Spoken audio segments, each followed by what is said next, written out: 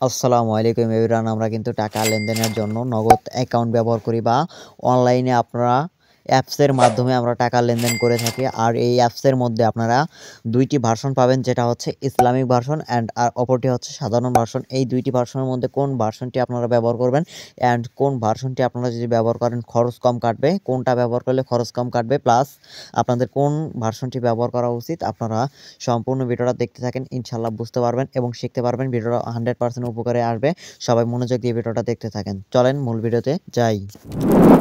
অবশ্যই আমার মোবাইল স্ক্রিনটা সবাই ফলো রাখবেন। মোবাইল স্ক্রিনটা ফলো রাখবেন আমি কোথায় যাচ্ছি এবং কত টাকা এখানে ভ্যাট কাটতেছে ১,০০০ টাকা লেনদেনে।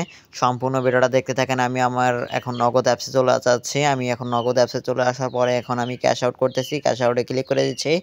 আপনারা ক্যাশ আউট ক্লিক করে দেবেন। আমি সাধারণ অ্যাপস থেকে বর্তমানে দেখাচ্ছি, নগদ সাধারণ ভার্সন থেকে দেখাচ্ছি। আমি এখানে ১,০০০ টাকা এখানে আমি সেন্ড মানি বা ক্যাশ আউট করব। আমি ক্যাশ আউট করব, দেখি খরচ কত কাটে, পরবর্তী দিচ্ছি।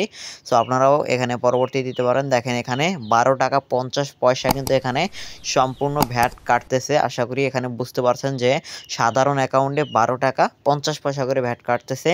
আর হচ্ছে যে এখন আমরা দেখব যে ইসলামিক ভার্সনে কত টাকা ভ্যাট কাটে। সম্পূর্ণ ভিডিওটা দেখতে থাকেন, ইনশাআল্লাহ বুঝতে পারবেন।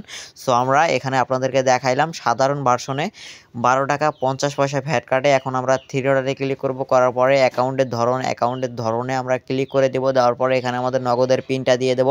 নগদের পিনটা দিয়ে দেওয়ার পরে নিশ্চিত করুন, ওখানে ক্লিক করলে আমাদের ইসলামিক ভার্সন চলে আসবে। এখন আমরা ক্যাশ আউট করব।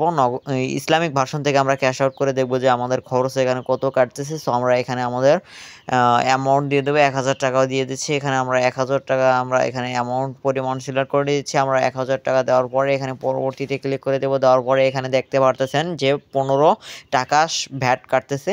আর আমরা সাধারণ ভার্সনে দেখছি ১২ টাকা ৫০ পয়সা ভ্যাট কাটতেছে।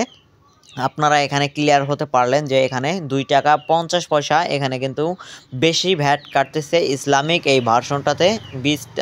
২ টাকা ৫০ পয়সা কিন্তু এখানে ভ্যাট বেশি কাটতেছে। এটা কেন যে কাটে এটা আমি সঠিক বলতে পারলাম না।